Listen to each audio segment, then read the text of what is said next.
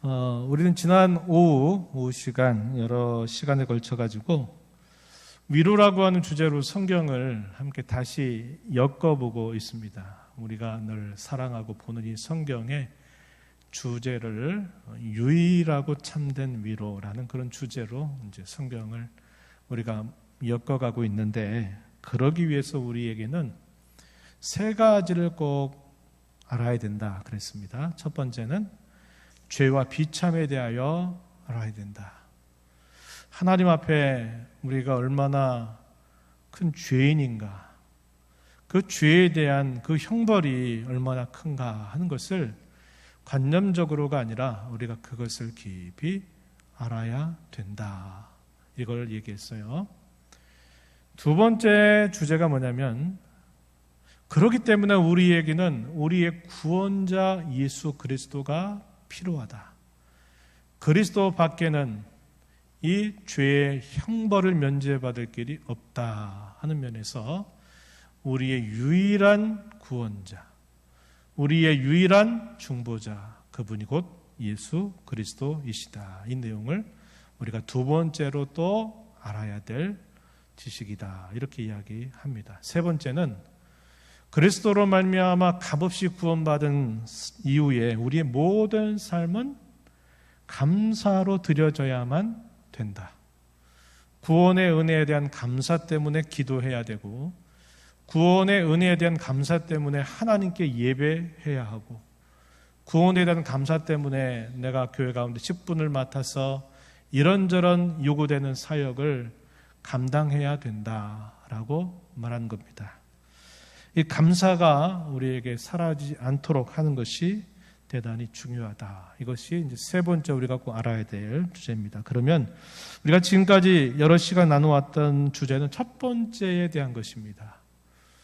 첫사랑 아담과 하와의 범죄로 인하여 그 후손들로부터 타락한 상태에서 태어나면서부터 소위 원죄라고 하는 것을 안고 태어났고, 그 원죄로 인하여 우리는 가만히 두면 의를 행하고 또 선을 행하는 자로 가는 게 아니라 죄악된 생각, 항상 죄 쪽으로 우리의 방향이 기울어서 죄를 짓게 되고, 그 죄에 대한 형벌은 성경이 우리에게 분명히 경고하고 있는 바다. 이런 내용들을 우리가 몇 차례 걸쳐서 생각을 해왔습니다. 이제 우리가 두 번째 주제로 넘어가는 오늘 시간입니다. 성자 하나님과 우리의 구원에 대하여 이제 우리가 함께 생각을 해보게 될 것인데, 오늘 우리가 생각하고자 하는 주제는 하나님의 의로운 심판을 피하는 길이 과연 무엇인가 하는 것을 우리가 다시 한번 정돈해 보고자 하는 것입니다. 그리고 우리에게는 중보자이시면서 구원자이신 예수 그리스도가 절대적으로 필요하다라는 사실을 오늘 우리가 함께 살펴보게 됩니다. 그리고 이것은 꼭 기억해야 될 것은, 내가 이제 구원받기 위해서 그리스도가 절대적으로 필요하다 하는 것만으로 멈춰서는 안 되고, 구원을 받고 난 이후에도 우리에게는 예수 그리스도가 없이는 안 된다는 거예요. 그분의 계속적인 중보가 우리에게 없이는 우린 여전히 지금도 안 된다는 것을 우리가 꼭 기억해야만 된다 하는 겁니다. 죄라고 하는 것은 하라는 것을 하지 않는 것이 죄요, 하지 말라 하는 것을 하는 것이 죄라 그랬습니다. 그리고 그 정도에 있어서는 정확하게 모든 것을 완벽하게 이루어야만 그것이 의가 되는 것이고, 그것에 있어서 모자라거나 부족한 것도 역시 그것도 죄에 해당된다. 이러한 내용들을 우리가 살펴봤어요. 이게 죄에 대한 정의입니다.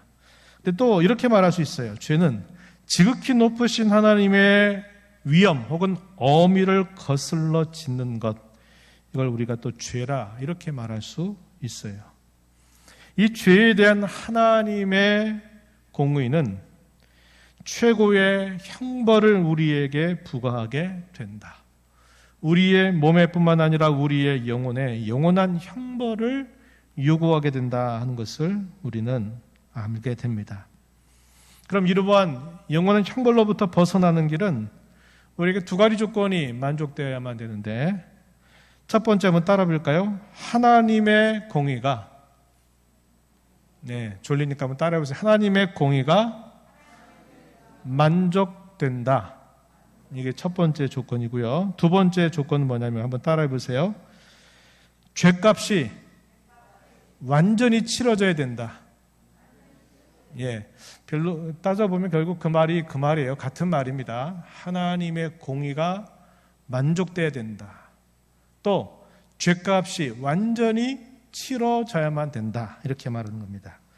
우리가 오늘날도 마찬가지죠. 죄를 지어서 그가 분명히 죄라고 판정을 받으면 그에 해당되는 벌을 받아야 돼요. 그리고 그 해당되는 만큼의 벌을 받으면 어떻게 됩니까? 거기로 풀어주는 거예요. 감옥에서 6개월 혹은 1년 법정에서 내려진 그 형벌의 기간만큼 감옥에서 보내게 되면, 그래서 그 날짜가 차게 되면 그 사람은 거기서부터 풀려나게 돼요. 그래서 자유인이 되는 겁니다. 그렇죠? 마찬가지예요. 그와 같은 똑같은 원리로 하나님이 우리가 범하는 죄에 대한 형벌을 요구하실 때 그 형벌은 반드시 만족이 돼야 된다. 완전히 죄값이 다 치러져야만 그 형벌로부터 벗어나 자유롭게 된다는 것입니다. 이 두 가지 조건을 분명히 우리가 기억해야 되는데, 마태복음 5장 26절 말씀에 보면은 이런 말씀을 우리가 읽습니다. 한번 보시죠. 함께 우리 소리내서 읽어봅니다. 시작.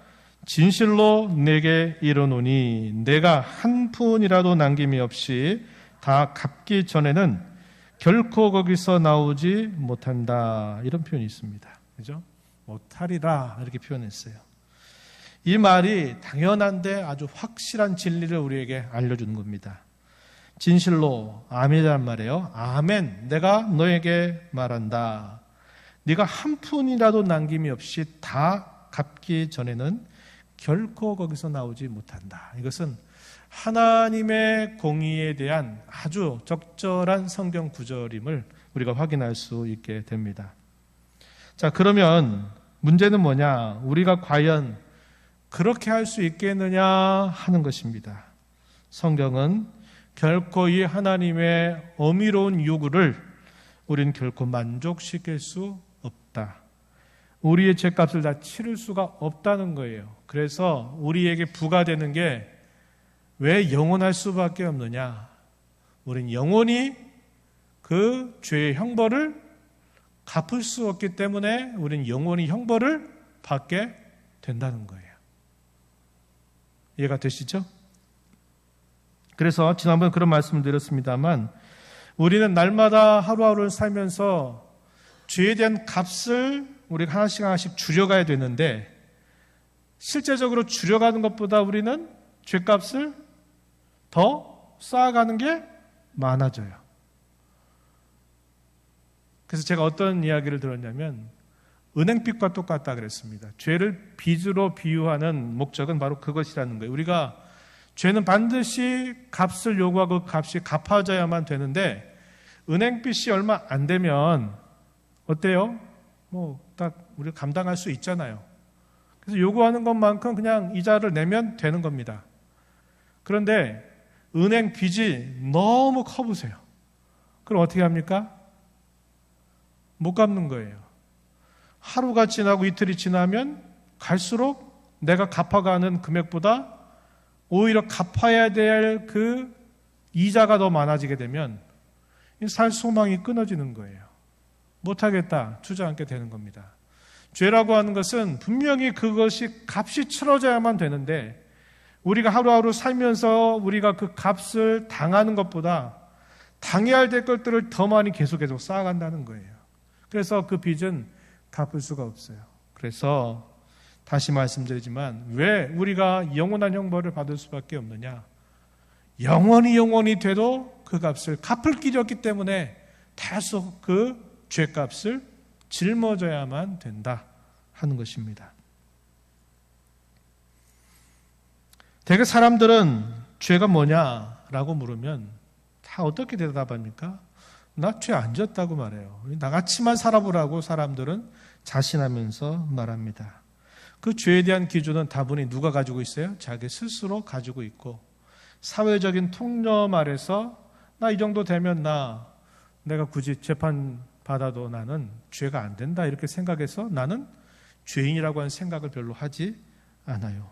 그러나 성경은 그 죄를 규정하고 있는 분이 우리를 지으신 하나님이시고, 그 죄에 대해서는 사람들의 판단이나 사람들의 통념이 중요한 게 아니라 하나님이 그것을 분명하게 묻고 계신다는 것이 중요하다는 겁니다. 그래서 사람들은 하나님 바깥에서 자기의 죄가 무엇인가를 깨닫지를 못해요. 그리고 그 죄의 깊이가 얼마나 깊은지를 모르기 때문에 자신들이 이렇게 쉽게 생각해요. 나 오늘 좋은 일 했어. 오늘 어떤 어려움에 처해지는 사람에게 나 이런 선한 일 하나 했어. 내가 할 수 있는 좋은 일을 이런 정도 했으면 나는 의인이지. 이렇게 사람들은 말하는 것을 별로 부끄러워하지 않고 오히려 자랑스럽게 말하게 된다고 하는 겁니다. 사람들은 어때요? 나는 얼마든지 죄를 안 짓고 혹시라도 내가 죄를 졌다면 나는 그 죄값을 얼마든지 나는 갚으면 돼. 이렇게 생각하면서 자기에게는 아무런 문제가 없다. 자기에게 무슨 심판이라고 하는 게 닥칠까 생각하는 사람이 없다 이 말입니다. 그러나 성경 우리에게 말합니다. 그 어느 누구도 하나님의 이 죄에 대한 요구에 대해서 그 어느 누구도 만족시킬 인생이 없다. 우리 사람도 만족시킬 수 없다면 하물며 사람이 아닌 다른 피조물들은 더더군다나 만족시킬 수 있다 없다? 있다? 없다 이 말이에요. 없다. 어떤 사람은 우리 사람보다 더 중요한 게 돈인데요. 돈 많으면 다 안 되는 거 어딨냐고 말하죠. 사람이 죽어서 썩으면 그 분해되는 요소가 불과 10,000원도 안 된다고 이렇게 사람들이 그런 조사를 했다 하죠. 그렇지만 이 거대하고 큰 것들은 얼마나 비싸고 얼마나 귀중하냐 이렇게 생각을 하고서는 우리는 하지 못해도 다른 것들은 얼마든지 그것을 갚을 수 있다라고 사람들은 생각해요. 그러나 우리가 살펴본 것처럼 하나님이 주신 모든 창조물 중에 사람만이 그분의 형상과 모양을 따라 지음받았다라고 말합니다. 예수님 그런 말씀하세요. 한 사람의 영혼이 천하보다도 귀하다 이런 말씀을 하셔요. 왜 그럴까요? 화학적인 물리적인 그 가치를 따라서 값을 세서 말하는 게 아니에요. 사람은 그분의 형상과 모양을 따라 지으셨기 때문에 그 가치가 더 크다고 이야기하는 것입니다. 우리가 잘 아는 구약의 의인이라 꼽는 인물 세 사람 중에 욥이라고 하는 인물이 들어요. 욥. 또 누가 있나요? 다니엘? 또 누가 있을까요? 노아. 에스겔을 보게 되면 이 세 사람의 의인을 대표적으로 제시합니다. 노아와 욥과 다니엘. 그들이 아무리 있을지라도 너희의 죄에 대해서는 아무것도 해줄 게 없다. 이런 식의 말씀을 하게 돼요. 욥은 그가 재난 가운데서 이렇게 고백한 말씀이 있어요. 여기서 9장 2절 3절 말씀에 보면은 이렇게 소개됩니다. 우리 함께 읽어봅니다. 진실로 내가 이 일이 그런 줄을 알거니와 인생이 어찌 하나님 앞에 의로우랴. 사람이 하나님께 변론하기를 좋아할지라도 1000마디에 한마디도 대답하지 못하리라. 이렇게 말합니다. 인생이 어찌 하나님 앞에 의롭겠냐. 의로운 인생이 없다. 사람이 하나님 앞에 뭔가를 변론하기를 좋아한다 하더라도 1000마디 가운데 한마디도 대답하지 못하게 된다. 이렇게 말하고 있습니다. 또한 시편 기자는 또 뭐라고 말하냐면 시편 130편 3절 말씀에 보시면은 이렇게 말합니다. 우리 큰 소리로 함께 읽어봅니다. 시작. 여호와여 주께서 죄악을 지켜보실진데 주여 누가 서리까. 주님이 죄악을 하나하나 다 살펴보신다면 주 앞에 설 자 아무도 없습니다. 이렇게 말했습니다. 또 바울 사도 또 말하기를 유대인들도 이렇게 말해요. 로마서 2장 5절 말씀에 보면 다만 내 고집과 회개하지 아니한 마음을 따라 진노의 날 곧 하나님의 의로우신 심판이 나타나는 그날에 임할 진노를 내게 쌓는도다. 이렇게 말해주고 있습니다. 사람이 가지고 있는 그 어떤 것이라도 하나님이 요구하는 이 영원한 형벌 혹은 심판에 대해서 만족시킬 자가 아무도 없다. 이렇게 가르쳐 주고 있습니다. 우리 스스로 하나님의 공의를 만족시킬 수 없다는 것을 우리에게 말해주고 있어요. 그럼 다른 피조물이면 가능할까요? 가능하지 않다. 이렇게 말하는 것입니다. 나 아닌 다른 사람이 나를 대신해서도 그렇게 해줄 수 없는 것입니다. 우리가 읽었던 오늘 본문으로 읽었던 말씀 시편 49편 7절 8절 말씀에 우리가 확인한 것처럼 이렇게 말하죠. 아무도 자기 형제를 구원하지 못하며 그를 위한 속전을 하나님께 바치지도 못하는 이유는 왜냐? 그들의 생명을 속량하는 값이 너무나 엄청나서 영원히 마련하지 못할 것이기 때문이다. 이렇게 말합니다. 아까 말씀드린 사람은 죄값을 치르는 것보다 또 치러야 될 죄값을 쌓아가는 게 비교할 정도로 많기 때문에 내가 다른 사람에게 어떤 그 사람의 죄를 갚아주기 위한 속전을 마련하는 일은 결코 가능하지 않은 일이다. 이렇게 알려주고 있습니다. 구약시대에 범죄할 때마다 구약의 성도들은 어떻게 했나요? 뭐 했습니까? 범죄할 때? 뭐 했어요? 범죄하면 뭐 해야 됐습니까? 짐승 끌고 제사장을 찾아가잖아요. 그죠? 소나 양이나 염소나 굽이 갈라지고 정결하다 부르는 그 짐승을 가지고서 제사장에 나가서 그 짐승과 자기와 동지감을 만들어요. 어떻게 하느냐? 그 짐승에게 손을 대고 안수를 하게 합니다. 자기가 안수를 하는 거예요.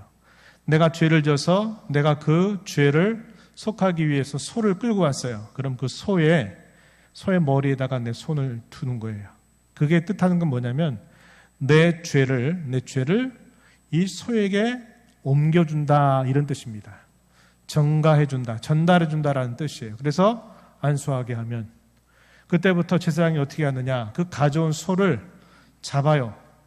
잡아서 각을 뜹니다. 각을 떠서 피 그리고 고기 이걸 구별해서 우리가 드린 몇 가지 제사 방식에 따라서 속죄죄냐, 속건죄냐, 번제냐 하는 거에 따라서 제사 방법을 다르게 해서 제사를 드리는데 그 목적은 속죄입니다. 속전을 지불하는 거예요. 그러면 어떻게 합니까? 내 죄가 용서해졌다 이렇게 말하는 거예요. 근데 그 용서라고 말하는 것이 의미상으로는 어떤 의미냐면 내가 죄를 지었는데 내가 지은 죄값을 내가 당하는 게 아니라 이 소가 내 죄값을 짊어지고 죽어요. 그래서 대신 갚아졌다 그래서 네 죄가 용서됐다 이렇게 말하지만 신약성경 히브리서에서 보게 되면 그 짐승이 죄를 속하지 못한다 이렇게 말해요. 그러면 그 죄가 용서되었다고 말하는 이 제사장의 선언은 뭐에 근거하냐? 그 희생 제물 때문이 아니라 그 희생 제물이 자기를 대신해서 죄값을 갚게 해주신다고 하는 하나님의 그 약속을 믿는 그 믿음으로 말미암아 그가 죄가 용서된다 이렇게 선언을 받는 거예요. 짐승 자체가 그 사람의 죄를 속하지 못한다고 이야기해요. 왜요? 한번 따져보세요. 사람의 생명이 중합니까? 짐승의 생명이 중합니까? 사람의 생명이 비교할 수 없이 중요하죠. 사람이 잘못한 것을 짐승, 그보다 더 못한 그런 짐승이 그 사람의 죄값을 다 품을 수 있어요?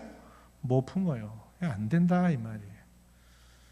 그래서 그거는 범죄한 사람이 그 죄값을 지든지 아니면 다른 사람이 다른 대상이 진다 하더라도 충분히 갚을 정도의 능력이 있는 대상이야만 그 죄를 갚을 수가 있는데 아무도 갚을 수가 없다. 이것을 말해 주는 것입니다. 히브리서 10장 4절 말씀에 보면은 이런 말씀이 주어집니다. 이는 황소와 염소의 피가 능히 죄를 없이 하지 못함이라 이렇게 말했습니다. 그러면 구약시대 때 하나님이 왜 이 제사를 드리게 했느냐? 그 중요한 목적이나 의도는 뭐냐면 네가 죄를 지었으니 네가 죽어야 되는데 네 죄로 인해서 네가 죽는 게 아니라 다른 대상이 너를 대신해서 죽는다. 이걸 뭐라 그러냐면 따라해보세요. 대신 속한다. 이것을 가르쳐 주시는 목적이 있다 하는 겁니다. 그리고 또 한 가지 중요한 목적. 누가 나의 이 죄를, 누가 나를 정말 다 이 죄를 갚아줄 수 있겠는가를 뭐하도록? 바라보도록, 소망하도록 하는 거예요.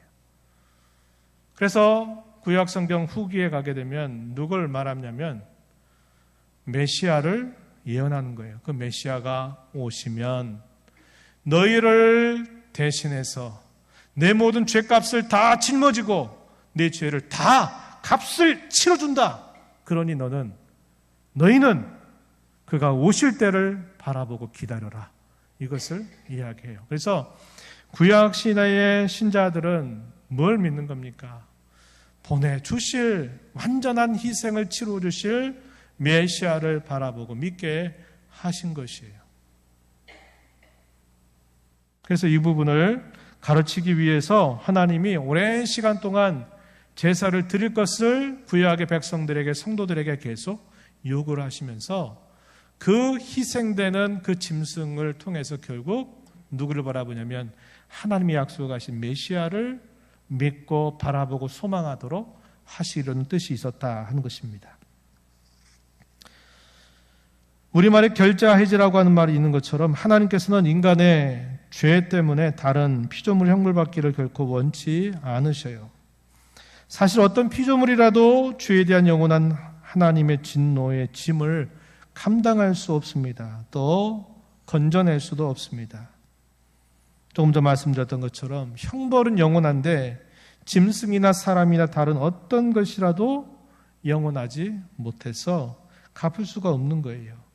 그렇기 때문에 하나님의 이 의로우신 심판에서 벗어나려고 하면 우리 바깥에서 그 대상을 찾아야만 되는데 피조 세계에서도 그 대상을 찾을 길이 없어요. 그래서 우리에게 요구되는 대상이 누구냐? 중보자, 구원자가 우리에게 필요하다는 것을 우리가 알게 되는 것입니다. 중보자라고 하는 말의 의미는 이런 뜻이에요. 서로가 적대적인 관계 아래 놓여있는 이 양편의 사이에 끼어들어서 그 적대 관계를 원만하게 해결해서 화해를 시켜주는 사람을 두고 우리가 중보자다 이렇게 말하는 것입니다. 한 번 끼어들어서 중보자가 돼서도 안 돼요. 그 중보자는 계속 계셔야만 돼요. 있어야만 돼요. 그렇단 말이에요. 왜? 우리 날마다 뭐 하니까? 죄를 범하고 죄를 지으니까. 우리에게 중보자는 처음 한 번만 딱 필요한 모든 게 해결되는 게 아니고 그 중보자는 계속 하나님과 나 사이에 계속 계셔야만 돼요. 그래서 성경이 가르쳐주는 게 뭐냐? 한번 따라해보세요. 영원한 중보자. 네, 영원한 중보자라고 얘기하는 거예요. 그 중보자는 영원히 계셔야 돼요. 그런데 사람이 그런 중보자가 될 수도 없는 거죠. 왜? 영원하지 않으니까. 그래서 성경은 예수 그리스도 하나님이시면서 동시에 우리와 똑같은 사람으로 오신 이 예수님만이 우리의 영원한 중보자가 되신다. 한 번 중보자가 되시고 끝나는 게 아니라 늘 하나님과 나 사이의 중간에서 그 중보자로서 계속 계시고 있다. 그분이 이 땅에 오신 것은 지금으로부터 2000년 전에 오신 일이지만 그분이 죽으시고 부활하셔서 하나님의 우편에 계신 것은 지금도 계속되고 있다. 그럼 그분이 무엇을 하시는가? 지금도 저와 여러분과 하나님 사이에 중보자로 계시면서 우리를 위해 계속적으로 기도하시고 우리의 죄를 범하게 될 때마다 그분이 우리의 죄를 위해서 대언하시는 일을 하시기 때문에 우리가 죄를 범해도 그 죄의 형벌로부터 해방되고 면제되는 은혜를 입게 된다고 하는 것입니다. 그래서 그 중보자는 우리 사람이 그 책임을 져야 되기 때문에 우리와 같은 사람이 되어야 하면서도 우리 사람보다도 월등해야만 되고 영원해야만 되는데 우리 사람 편이나 창조 세계에서 발견할 수 없기 때문에 그 분이 누구냐? 바로 하나님 자신이 우리에게 그렇게 되어 주셔야만 된다 하는 겁니다. 그래서 이 땅에 탄생하신 예수님은 우리와 똑같은 사람이지만 그분은 본래 하나님이시다 하는 것을 말해주고 있습니다. 그런데 이것이 초대교회 성도들에겐요, 이게 도무지 이해가 안 되는 사실들이었어요. 왜 그러냐? 아니, 사람이면 사람이고 하나님이면 하나님이지 어떻게 사람이면서 하나님이냐?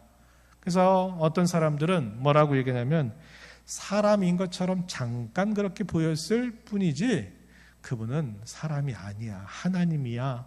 이렇게 막 강조하는 사람들이 생기고 반대로 또 반대로 강조하는 거예요. 그분이 정말 우리와 똑같은 사람이라면 어떻게 그분이 하나님이 되시겠냐? 그는 하나님이 아니라 우리와 똑같은 사람이지만 우리보다 월등한 그런 최고의 선지자 같은 그런 인물이다. 하나님은 아니다. 이렇게 말을 하게 된 겁니다. 그러다 보니까 이게 다 어떻게 됐을까요? 이쪽도 이단, 이쪽도 이단, 양편이 다 이단이 된 거예요. 그래서 이게 수백 년 동안 이런 논쟁이 있으면서 성경이 쭉 말하는 바를 살피면서 나중에 이게 이제 결정이 됐던 사건이 있어요. 이게 교회 회의를 통해서 결정이 됩니다. 이게 칼케돈이라고 하는 곳에서 이제 그 모든 문제가 해결되는 때가 있었어요. 그러면서 거기서 하는 말이 예수님은 우리가 똑같은 사람이다. 100% 같은 사람이다. 그러면서 동시에 그분은 100% 하나님이시다. 이렇게밖에 말할 수 없다. 이렇게 말하지 않으면 우리를 구원할 구원자가 중보자가 되지 못하고 이렇게 되지 않으면 성경의 교훈은 잘못되게 된다. 이렇게 말해서 참 사람이요 참 인간이시다. 이렇게 확정을 하게 되는 겁니다. 그래서 이걸 뭐라 그러냐면 칼케돈 신경이라고 말해요. 칼케돈 신경 혹은 칼케돈 신조. 왜 칼케돈이라고 하는 곳에 많은 종교의 지도자들이 함께 다 모여서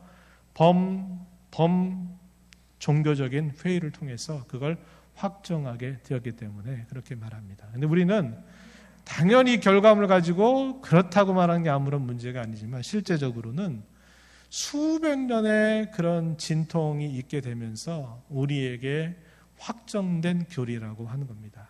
그러니까 그건 이제 좀 참고적인 이야기고 어쨌거나 예수 그리스도만이 우리의 중보자와 구원자가 되신다 하는 사실을 우리는 이걸 통해서 분명하게 알게 되는 것입니다. 요한복음 14장 6절 말씀, 이런 말씀 있죠? 한번 우리 읽어볼까요? 요한복음 14장 6절 잘하는 말씀입니다. 읽어봅니다. 시작. 예수께서 이르시되 내가 곧 길이요 진리요 생명이니 나로 말미암지 않고는 아버지께로 올 자가 없느니라. 아멘. 여기 보면 내가 곧 길, 여기에 좀 더 풀어주면 그 길이란 말이에요. 그 길. 내가 곧 그 길, 이 말은 내가 유일한 길이다. 내가 유일한 진리다. 내가 유일한 생명이다. 그러니 나를 통과하지 않고는, 나를 말미암지 않고는 아버지께로 올 자가 아무도 없다. 이렇게 말합니다. 우리가 여기서 꼭 기억해야 될 것은 뭐냐면 제가 조금 전 말씀드렸던 것처럼 우리가 구원받을 때만 예수님이 필요하다라고 그렇게 말하면 절대로 안 된다. 우리가 이 땅에 살아있는 삶의 모든 순간순간들 속에 그리스도께서 우리의 구원자로 중보자로 계시지 않으면 절대로 안 돼요. 우리가 죽어서도 그리스도의 그 중보자직에 우리는 의지해서 하나님 앞에 죄가 없다고 설 수 있는 것입니다. 그래서 우리는 그리스도 바깥에서 다른 어떤 것들을 기대하거나 바라서는 안 되고 우리의 신앙이 깊어가면 깊어갈수록 우리는 그리스도 안에서 모든 걸 찾아야 돼요. 그리고 그분을 우리의 보화로 여겨야 되고 그분 바깥에서 다른 어떤 것들에 눈 돌리는 일이 없어야 한다 하는 겁니다. 그래서 우리의 믿음은 그리스도를 바라보는 믿음이요, 그리스도를 신뢰하는 믿음이요, 그분의 중보자 되심을 끝까지 붙드는 믿음이요, 그분을 떠나서는 다른 어떤 것들을 하지 않으려고 하는 믿음을 우리에게 요구하고 있는 것입니다. 이제 마지막으로 한 가지만 좀 이야기하고 마무리합니다. 여러분 성경 보실 때 아주 중요한 개념이기 때문에 제가 이건 꼭 말씀드리고 마무리하려고 해요. 하나님의 의라고 하는 표현이 여러 번 반복이 된다 그랬어요. 지난번에 제가 간단하게 말씀을 드렸는데 이 하나님의 의라고 하는 개념이 로마서라든지 아니면 구약의 여러 선지서 가운데 이 표현이 자주 등장이 돼요. 그런데 안타까운 것은 뭐냐면 개역개정, 우리가 지금 개역개정을 다 보고 있어요. 개역개정 보고 있는데 이 개역개정으로 옮기면서 번역을 잘못했어요. 공의라고 하는 말을 그대로 다 사용하는데 공의와 하나님의 의의를 좀 구별해서 봐야만 돼요. 먼저 성경 한 구절 여러분들에게 좀 소개하고 우리 함께 읽어봅니다. 예레미야서 23장 5절과 6절 말씀인데요. 앞에 스크린 한번 보세요. 제가 읽어볼게요. 여호와의 말씀이니라. 보라, 때가 이르리니 내가 다윗에게 한 의로운 가지를 일으킬 것이라. 그가 왕이 되어 지혜롭게 다스리며 세상에서 정의와 공의를 행할 것이며 그의 날에 유다는 구원을 받겠고 이스라엘은 평안히 살 것이며 그의 이름은 여호와 우리의 뭐라 표현되어 있어요? 공의라 일컬음을 받으리라. 제가 우리 몇 달 전에 예레미야를 읽으면서도 이 표현 바꾸시라 그랬어요. 어떻게 바꾸라 그랬냐면 공의라는 말 이거 잘못된 번역이다. 여호와 우리의 의라 일컬음을 받으리라. 개역 개정을 하면서 이 표현들을 일괄적으로 다 정의 혹은 공의로 바꿔버리면서 예전에 오히려 예전 보던 성경보다 이 번역이 더 틀린 것들이 많아진 게 있어요. 대표적인 것 중에 하나가 바로 그것입니다. 왜 여기서 공의라고 말하지 않느냐? 공의라고 하는 것은 죄의 값에 대한 완전한 갚음, 이걸 말할 때 우리가 공의라고 말해요. 대충 눈여겨서 아이 대충 봐줄게. 이렇게 우리 사람 사이에서 아이 대충 알았어. 서로 이렇게 눈 맞춰가지고 아니 말 맞춰가지고 됐어 그렇게 하고 넘어가자. 이런 식으로 말한 걸 공의라고 말하지 않아요. 그 공의라고 말할 때는 죄값의 형량을 완전하고 정확하게 갚아야만 그 형벌로부터 벗어난다. 그럴 때 이걸 하나님의 속성 가운데 공의라고 말합니다. 그런데 이 공의와 조금 다르게 하나님의 의라고 말할 때는 약간 뜻이 달라요. 그래서 제가 그걸 좀 정리해주고 마무리할게요. 이 하나님의 의라고 하는 말 개념 안에 그 뜻 안에 공의라고 하는 뜻이 있어요. 그건 한 부분이에요. 그래서 크게 한 3가지 정도로 나눠볼 수 있는데 한번 따라해 보시죠. 하나님의 의에는 이런 3가지 면이 있어요. 첫 번째, 언약의 요구를 행하는 의. 다시 한번요. 언약의 요구를 행하는 의가 있다. 하나님이 우리와 언약을 맺으실 때 분명히 요구하시잖아요. 그 요구를 따르는 걸 두고 의라고 말합니다. 이걸 따르지 못하면 불의가 되는 거죠. 그죠? 자, 두 번째는 이런 또 의가 있어요. 형벌하시는 의. 다시 한번 형벌하시는 의가 있어요. 하나님의 의라고 말할 때 형벌하시는 의라고 하는 표현이 있어요. 이것은 뭘까요? 그 언약을 깨뜨려버리면 깨뜨린 것에 대한 벌을 요구하는 하나님의 의, 이걸 두고 형벌하시는 의라고 말해요. 이걸 뭐하고 같은 뜻으로 보면 되냐면 공의라고 하는 뜻과 같은 말이에요. 자, 죄를 범했어요. 그럼 그 죄값에 대해서 반드시 형벌을 받아야 돼요. 그걸 요구하는 의의를 두고 우리는 공의라고 부르는 거예요. 그때는 의와 공의가 그때는 같은 뜻이에요. 그리고 세 번째, 구원하시는 의라는 게 있어요. 다시 한번, 구원하시는 의가 있습니다. 그러니까 하나님의 의라고 말할 때는 공의와 같은 뜻으로 쓰일 때가 있는데 세 가지 중에 한 경우, 제가 말했어요. 하나님의 의라고 할 때는 첫 번째 뭐 얘기했냐면 언약의 요구를 행하는 의가 있고, 두 번째는 그 요구를 어겼을 때 형벌을 요구하는 의가 있다. 이걸 공의라고 말한다고 그랬어요. 세 번째는 구원하시는 의가 있다. 구원하시는 의가 있다. 그러면 우리가 이 예레미야서 23장 6절에서 말할 때 그의 이름은 여호와 우리의 의라 할 때 이 의는 뭘 말할까요? 이 세 가지 중에 뭐겠어요? 예? 구원하시는 의를 뜻하는 말이에요. 예, 조금 어렵죠. 예, 졸린 시간에. 근데 여러분 꼭 이걸 기억에 두시라는 거예요. 성경 읽을 때 하나님의 의가 나올 때 성경 읽다 보면 이 의는 공의를 말하는구나. 아니면 이 의는 하나님이 이 언약을 지켜라 요구하는 그런 언약의 의를 말하는구나. 아니면 우리가 구원의 의라고 말할 때 그 의는 어떤 경우냐? 세 번째입니다. 나는 실제적으로 의롭지 않아요. 근데 누구 때문에 의롭냐? 하나님이 우리를 위해 보내주신 예수님 때문에 나는 실제는 의인이 아닌데 내가 의인으로 인정을 받는 거예요. 그럼 뭐 때문에 그러냐? 우리를 구원하시는 하나님의 의 때문에 그렇다는 거예요. 그 의를 누가 이루시는 겁니까? 내가 이루는 게 아니라 누가 이뤄요? 예수님께서 나 대신 형벌을 다 갚아주셨죠? 또 뭐 하십니까? 그분이 나를 대신해서 언약의 요구를 그분이 이루어 주셨어요. 언약의 의도 그분이 이루시고 형벌하시는 공의도 그분이 이루어 주셔서 나에게, 여러분에게는 그것을 어떻게 하시는 겁니까? 선물로 주시는 거예요. 선물로. 이걸 구원하는 의라고 말하는 겁니다.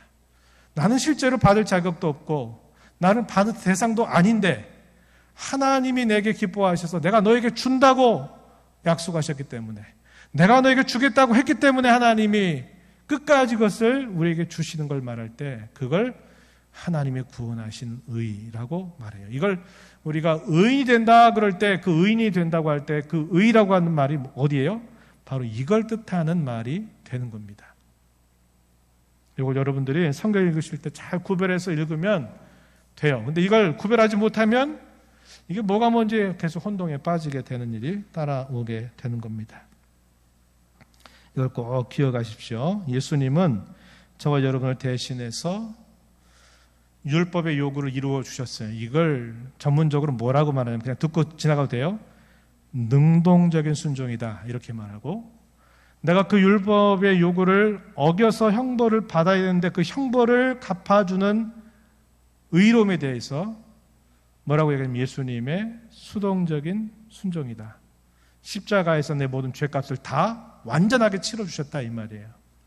그래서 우리에게 그분은 의로움이 되시는 겁니다. 예수님이 우리의 의가 되신다. 구약 성경에서는 예수님이라고 말하지 않고 뭐라고 말해요? 여호와 곧 그가 우리의 의가 되신다. 이렇게 예레미야서 23장 마지막 절에서 말해주고 있는 겁니다. 이런 이야기들은 차곡차곡 구원의 도리가 뭔가를 우리가 생각해 보면서 성경에서 우리가 이런 표현들을 생각할 수 있게 되는 거예요. 그냥 단순하게 예수 믿으면 구원받잖아요 이렇게만 말하면 충분하다 생각하는데, 물론 그 말 자체는 충분해요. 그러나 이런 성경의 가르침들을 우리가 잘 정리하지 못하면 이단들이 곧 틈바구니에 끼어들어가지고 말을 조금 바꾸고 또 이렇게 표현들 바꾸고 성경에 이런 것도 조금 바꾸면 진짜 그런가? 진짜 그런 것 같네? 맞는 것 같네? 한 번도 못 들어봤는데? 이러면서 쏙 우리 영혼을 뺏어가 버리는 거예요. 그래서 여러분들이 우리를 구원하신 이 구원의 도리를 정확하게 알고 있어야만 이단들이 와서 아주 애매하게 이상하게 미혹하게 될 때 빠져들지 않아요. 당신은 이래서 틀렸다고 분명하게 말할 수 있는 거예요. 아까 기도했지만요, 지금 우리 젊은 세대들, 젊은 청년들이 다 어디가 있냐면 거기가 있어요. 거기가 있어요. 얼마나 안타까운 일입니까? 우리의 젊은이들이 진리를 가르치는 교회에서 떠나가지고 어디 있냐면 이단들이 가르치는 거기에 지금 써가지고 여기다 히띠매고 농성하고 항해하는데 앞장서가지고 지금 그 일하고 있다니까요. 그들은 진리를 위한 싸움이라고 말해요. 지금 그러고 있는 거예요. 얼마나 안타까운 일입니까? 왜 그런 일이 생겨요? 구원의 도리를 정확하게 분간내지 못하니까 그들이 하는 말이 다 맞는 것 같고 그러다 보니까 내 영혼을 뺏어가 버린 거예요. 그렇게 되면 안 된다 이 말입니다. 오늘 우리는 우리의 중보자 구원자가 되신 우리 주 예수 그리스도를 우리는 믿는 자가 돼서 값없이 그분으로부터 의인이 되고 의로운 자가 되었다는 사실을 우리는 다시 한번 발견합니다. 그리스도를 떠나지 마십시오. 그리스도 바깥에서 내가 무엇인가를 하리라고 생각하지 마십시오. 왜냐?